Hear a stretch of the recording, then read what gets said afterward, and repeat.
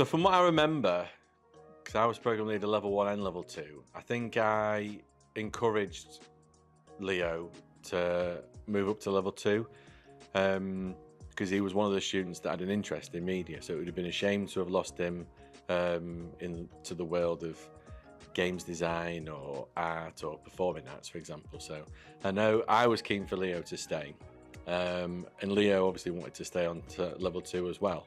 And then from there, you don't know how it's going to go. So I think there was a few difficult conversations that Leo had. I think at first he maybe was obviously used to the group of people that he worked with on level 1, and he was in a different group, but then gradually found his feet, made some friends into the group, and started just getting his head down and producing the work. I think that's the key to Leo's success, is that turns up, does his work in lessons, and wants to do the best that he can. So he's always developing and always getting better from level 1 onto level 2. And even during level 2, you could see he was just getting better, a better eye for camera skills and for editing. So for me, it was nice to have Leo make that progression from level 1 to level 2, and then to find his feet and then to produce some good work.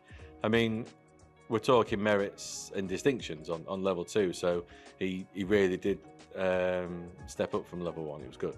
The first assignment that I actually did on level 2 was recreating a short film movie scene that had to be around 2 to 3 minutes long. So I had to gain some primary research to decide what genre I was going to be doing, which most of my peers said that it should be horror. So I decided to look through some horror film movie scenes that I could potentially recreate.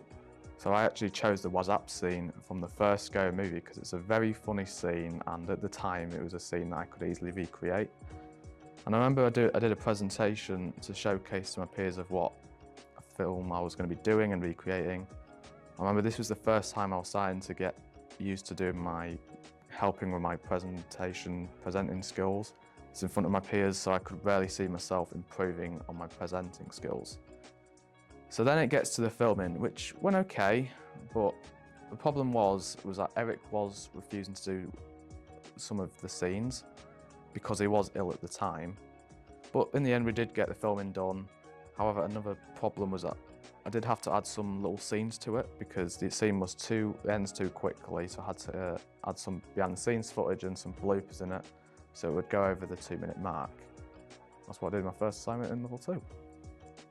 It's alright, but Leo's choices of movie was quite awful since it was a horror assignment and not a comedy assignment. He also wanted me to record extra clips with him, so his horror would reach 2 minutes long. The second assignment that I did on level 2 was the personal assignment, which I had to research into specific roles or sectors that I am interested in. Then I had to showcase skills that I have developed that links that specific role, in which I chose video editor because at the time I was getting much better at editing, so I could really easily showcase of what skills I've learned.